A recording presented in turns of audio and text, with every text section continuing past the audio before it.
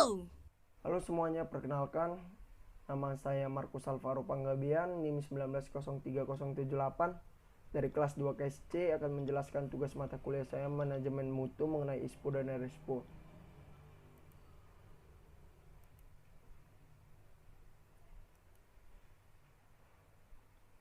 Yang pertama mengenai latar belakang ISPO.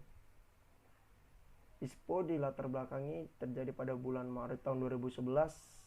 Pemerintah Indonesia melalui Kementerian Pertanian meluncurkan pedoman perkebunan kelapa sawit berkelanjutan Indonesia atau Indonesian Sustainable Palm Oil yang disingkat dengan ISPO.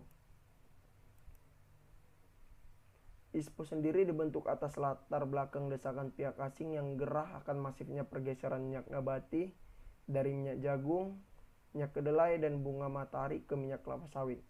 Pihak asing ingin Indonesia membudidaya kelapa sawit secara sustainable. Sustainable di sini yang artinya lebih ramah lingkungan. Maka lahirlah ISPO. Kedua, mengenai urgensi ISPO. ISPO adalah proses sertifikasi wajib yang mengikat secara hukum bagi semua pembudidaya kelapa sawit kecuali petani kecil dalam negeri. Indonesia juga berupaya agar ISPO dapat menjadi platform utama bagi keberlanjutan nasional.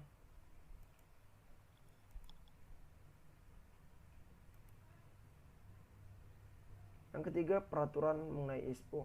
ISPO berlaku wajib atau mandatori bagi perusahaan perkebunan tapi sukarela atau voluntary untuk usaha pekebun kecil. Peraturan ini diperbarui pada bulan Maret tahun 2015 menjadi sistem sertifikasi kelapa sawit berkelanjutan Indonesia. Yang keempat, manfaat ISPO. Sebagai besar, peserta menyatakan bahwa melalui lokakarya ini mereka dapat melihat dan memahami manfaat sertifikasi ISPO sebagai skema sertifikasi nasional wajib. Sertifikasi ISPO memiliki kendali regulasi yang lebih ketat dan membantu petani kelapa sawit meningkatkan produktivitas secara berkelanjutan, bertanggung jawab, dan legal.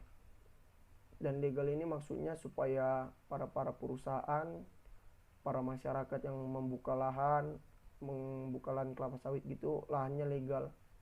Tidak lagi menebangi hutan, tidak lagi mencuri tanah pemerintah untuk membangun lahan sawitnya sendiri. Itu yang maksud dari dan legal ini mengenai manfaat ISPO yang lebih nyata terjadi. Yang kelima adalah jenis-jenis sertifikasi ISPO.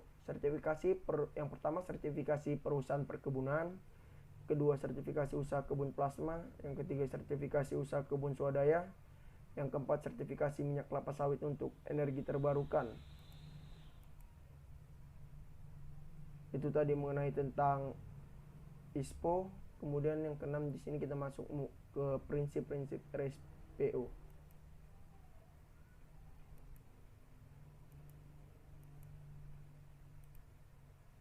Di sini ada 4 prinsip RSPO. Yang pertama, komitmen terhadap transparansi prinsip. Kedua, mematuhi hukum dan peraturan yang berlaku prinsip. Yang ketiga, komitmen terhadap kelayakan ekonomi dan keuangan jangka panjang prinsip. Dan keempat, penggunaan praktik terbaik dan tepat oleh perkebunan dan pabrik prinsip.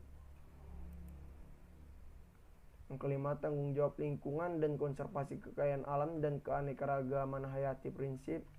Dan keenam, tanggung jawab kepada pekerja, individu-individu, dan komunitas dari kebun dan pabrik prinsip RSPO tersebut.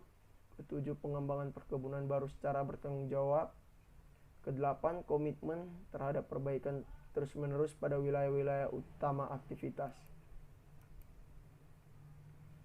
Yang ketujuh, mengenai kriteria RSPO untuk produksi minyak sawit berkelanjutan. Kriteria RSPO mengadopsi konsep nilai konservasi tinggi atau disingkat dengan NKT, kemudian menggunakan proses Free, Prior, and Informed Consent atau FPIC dalam hal pemindahan hak dari masyarakat, termasuk masyarakat adat, dan mengatur pembukaan perkebunan baru melalui New Planting Procedure atau disingkat dengan NPP.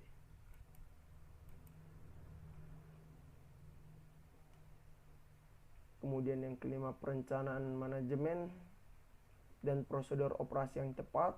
Keenam, bukti bahwa analisa telah dilakukan bersama pihak yang dirugikan. Ketujuh, bila pengembangan meliputi skema petani plasma, dampak dari skema tersebut dan implikasi pengolahannya perlu diberikan perhatian khusus.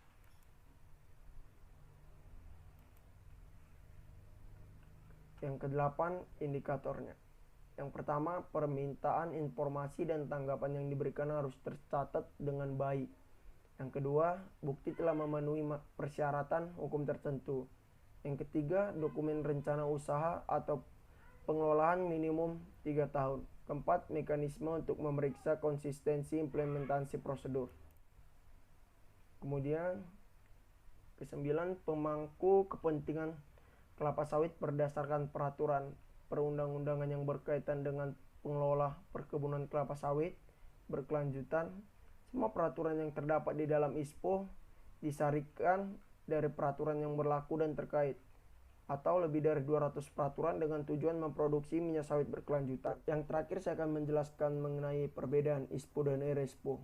Mengenai standar, yang pertama dari RSPO, standar yang terdapat pada RSPO disusun atas desakan konsumen Uni Eropa untuk menetapkan sustainability-nya seperti prinsip-prinsip yang terdapat pada RSPO. Yang kedua, standar yang mengenai ISPO diatur pada Peraturan Menteri Pertanian Republik Indonesia nomor 19 Permentan /OT 140-3/2011 tanggal 29 Maret tahun 2011 yang diterbitkan dalam rangka pemenuhan sustainability sebagai amanah Undang-Undang Dasar tahun 1945. Kemudian dari sifatnya, RSPO bersifat voluntari atau sukarela sehingga kurang kuat penegakannya dan tidak berbasis peraturan pemerintah. Sedangkan di ISPO adalah mandatory kelapa sawit di Indonesia. Penegakannya kuat karena didasarkan atas peraturan dan ketentuan pemerintah. Kemudian tentang persyaratan bagi perusahaan, di RSPO tidak ada persyaratan bagi perusahaan perkebunan kelapa sawit untuk sertifikasi RSPO.